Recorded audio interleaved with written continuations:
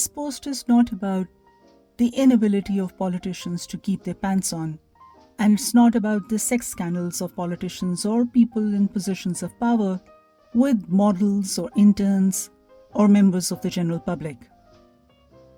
I'm sharing the content of certain news reports, articles and opinion pieces with all of you because they help in forming an impression on the topic of what happens when journalists become the story in their sex scandal or love affair or fling or entanglements with a politician.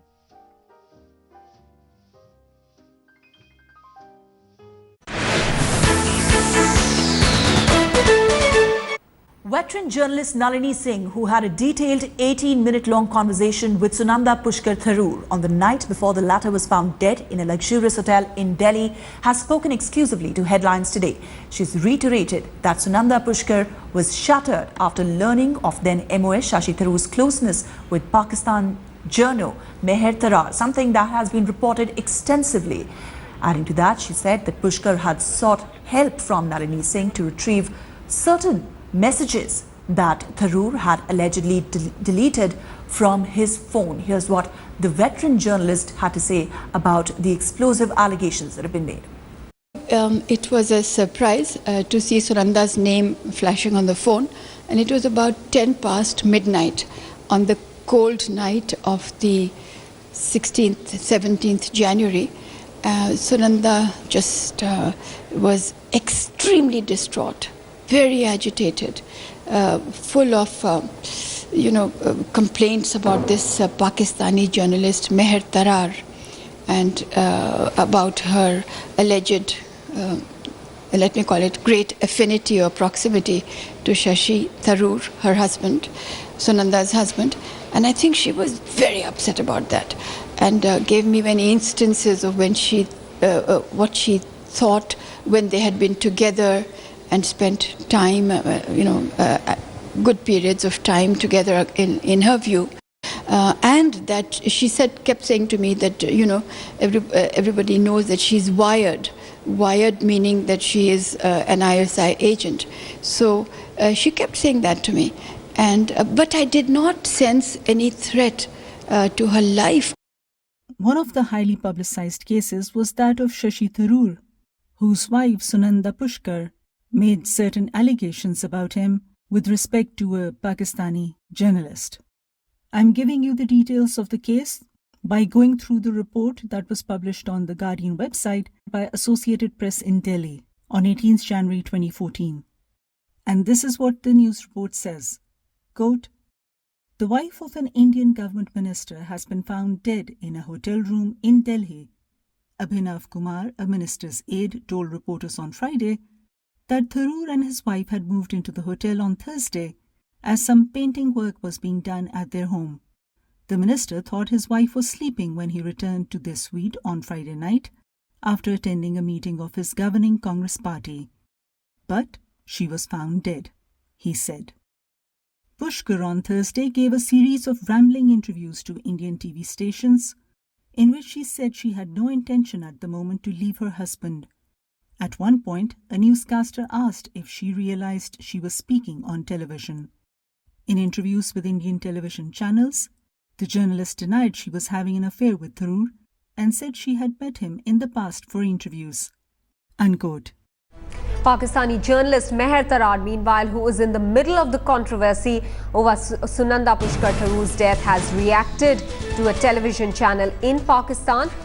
Mehr Tarar has told Jio TV. Let's quickly listen into what Mehr Tarar had to tell Jio TV. Social India की तरफ से non stop constantly ये messages आ रहे हैं Twitter पे. Not that कि मैं कुछ ट्वीट कर रही हूँ या कुछ.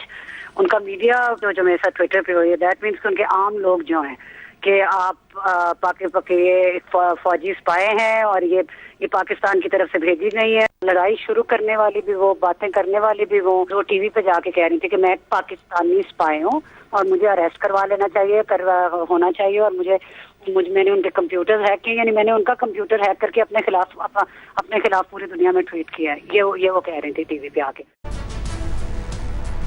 Hamza Mir is now joining us with more details. Hamza, clearly Mehr Tarar is under great stress at this point in time, and that is why I had to come out and clarify on issues pertaining to Sunanda Pushkar's untimely demise. Well, yes, since the time this controversy has started and the media outlets actually started reporting on the issue, Mehr Tarar actually was forced to actually confine herself in the premises of her house in Lahore. There's also a news report by BBC dated 21st January 2014. The news report reads, quote, "The death of the wife of Indian Minister Shashi Tharoor may have been caused by an overdose of drugs. Doctors who carried out the autopsy say. The autopsy also found injury marks on Ms. Pushkar's body, but did not say if they were linked to her death." A public row broke out on Wednesday when seemingly private messages between Mr. Tharoor and Pakistani journalist Mehr Tarar were published on his Twitter feed. Ms. Pushkar, 52, said she had gone into her husband's account and published the messages. She accused Ms. Tarar of stalking her husband, an allegation denied by the Pakistani journalist. Ms. Pushkar and Mr. Tharoor later insisted they were happily married and blamed unauthorized tweets for causing confusion. Unquote. So this was a personal loss and death in the family that was engulfed in a cloud of suspicion and controversy. कि बस कर दें ना मेरा इस बात के साथ कोई ताल्लुक वास्ता पिछले साल था, ना मेरा इस बात के साथ ताल्लुक वास्ता अब है. एक पर्सनल इंटरेक्शन ट्विटर पे आके इतना बड़ा बन गया, ट्विटर की वजह से वो बात इतनी बड़ी बन गई. उसके बाद a very unfortunate thing happen, वो मिसेस थारूर की डेथ हो गई और उसके बाद मेरा नाम जोड़ दिया गया. There was also Salman Taseer, a businessman who also served as governor of Pakistani Punjab, when he had a brief extramarital affair with the Indian journalist Tavleen Singh. It is said that Salman Taseer met Tavleen Singh when he went to India for a book promotion tour in 1980. Tavleen Singh mentioned the affair in her memoir, Darbar. You may also have heard of their son Atish Taseer, whom Tavleen Singh raised alone. He has written about his father in his memoir.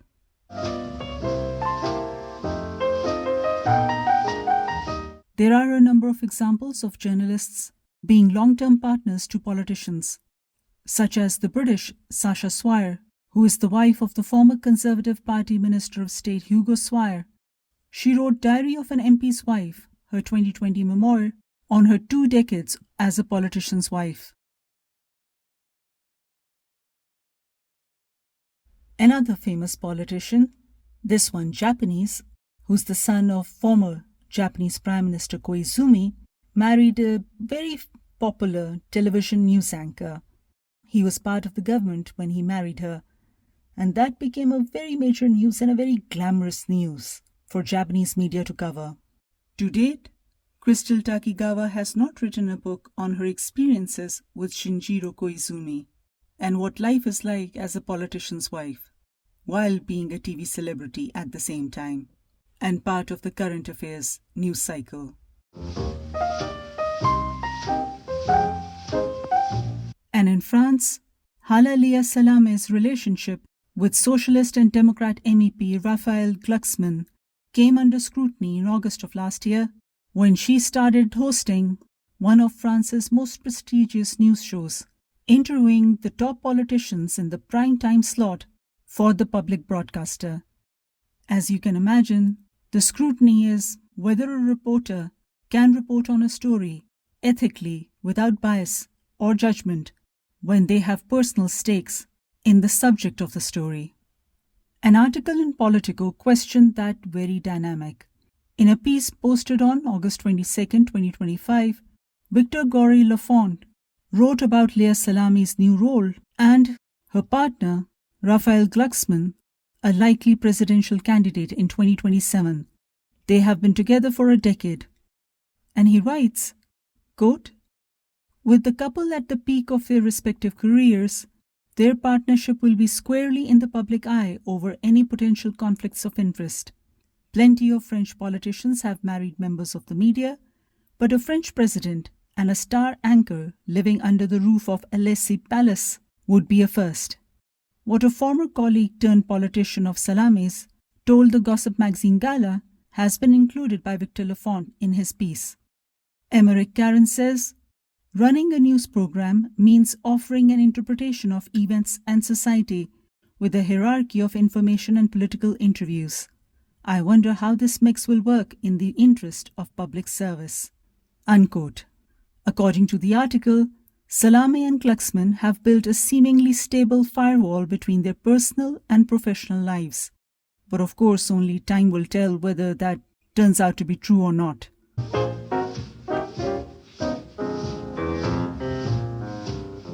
A few Pakistani politicians have also gotten married to news anchors or talk show hosts or reporters, and some of these marriages are public knowledge. The most famous of these would probably be that of Imran Khan with Reham Khan. Now, whether they had an affair before marriage or not depends on whose book you read, whose article you read, and whose Facebook or social media post you read. Reham Khan had a lot to say about it in her memoir.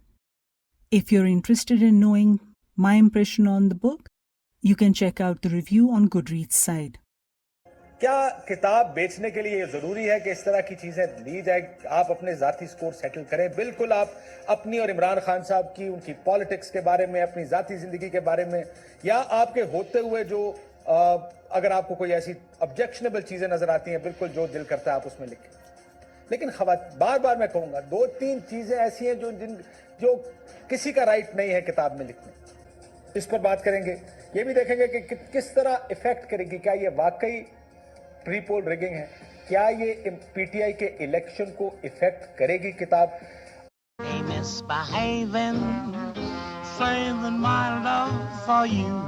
Now, whenever a politician gets involved with anyone, especially when they are married, it spells disaster for their political career, if not their marriage. Live picture now from Columbia, South Carolina. I want to listen right in to Governor Mark Sanford speaking about that trip he took without telling anybody. Staff told people and reporters that he was hiking in the Appalachian Mountains, and the Appalachian Trail. Turns out he was actually in Argentina. Let's listen in. You ready? Everybody ready? And that God's law indeed is there to protect you from yourself. And there are consequences if you breach that. This press conference is a consequence. And so the bottom line is this. I've been unfaithful to my wife. I developed a relationship with what started as a dear, dear friend from Argentina.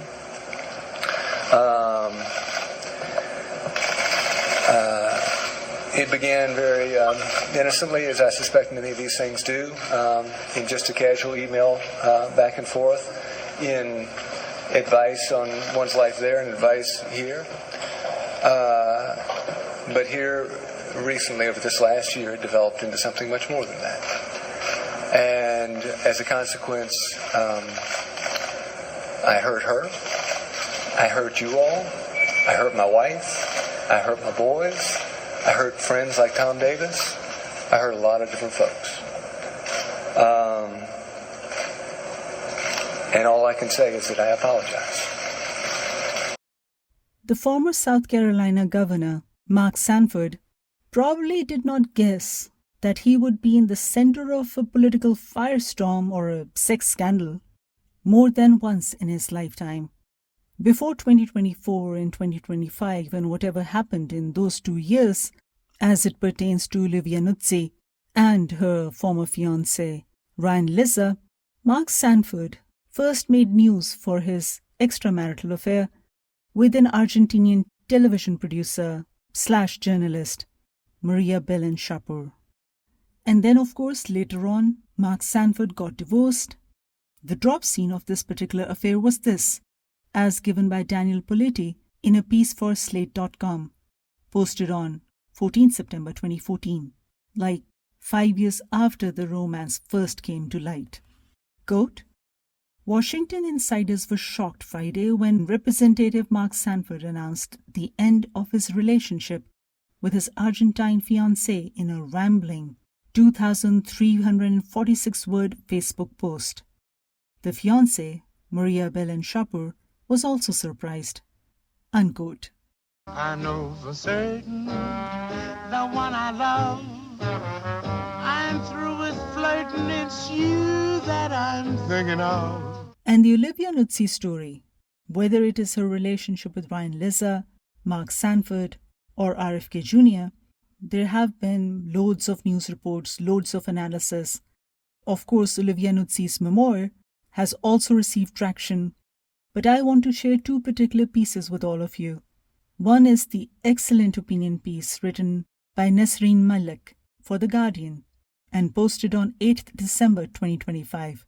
I'm recommending this article because it's so bitingly witty, and it's a pleasure to introduce it to all of you.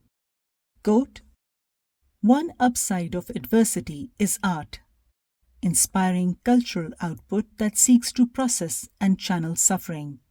That is so far the only upside of the publication of Olivia Nuzzi's book American Canto, an affliction to journalism, politics, and publishing. There has been some fantastic writing since it all kicked off. Masterful reviews, very funny commentary, scathing analysis.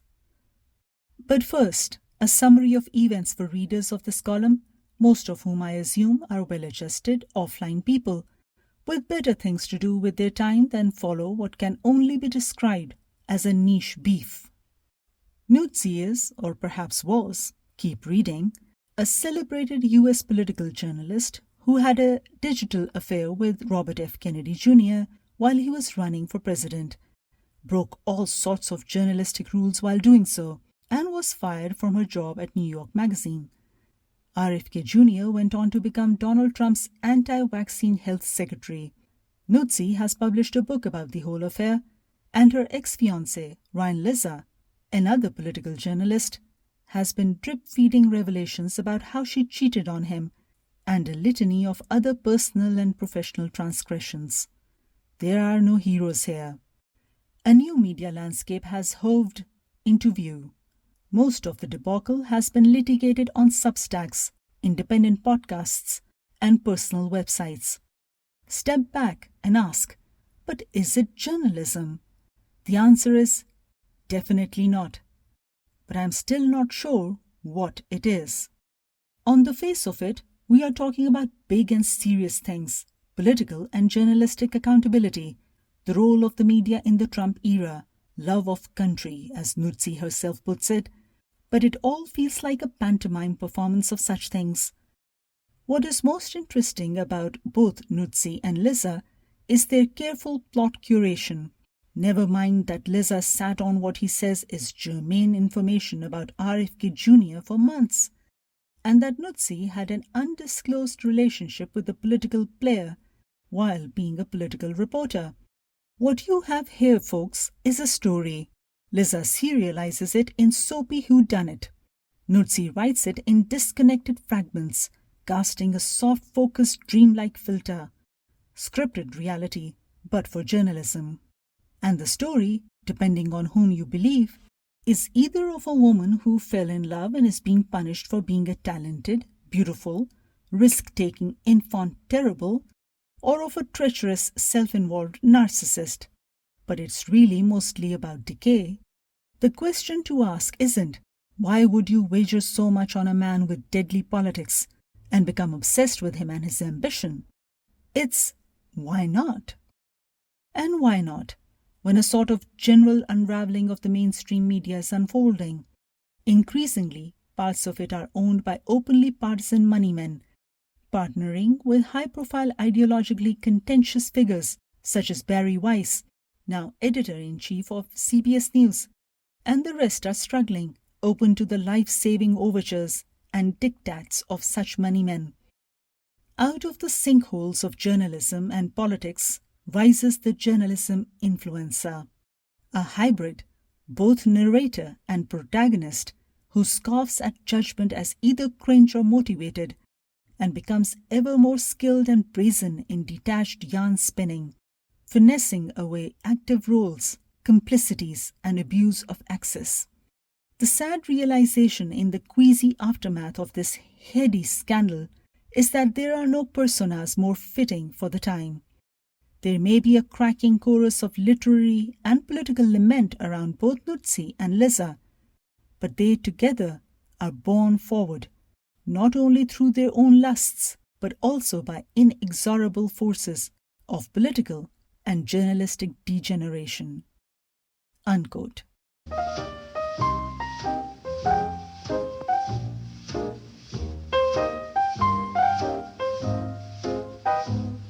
I think the best article on how to not approach a memoir is written by Alison Herman on Olivia Nuzzi's American Canto. It was published on the Variety magazine's site on December 3rd, 2025. And this is what Herman says. Quote, "There's no way out but through, no point in pretending, to oneself or to others, that any loftier goal is at work here than personal ambition or vendettas. We live in a nation governed by a game show host.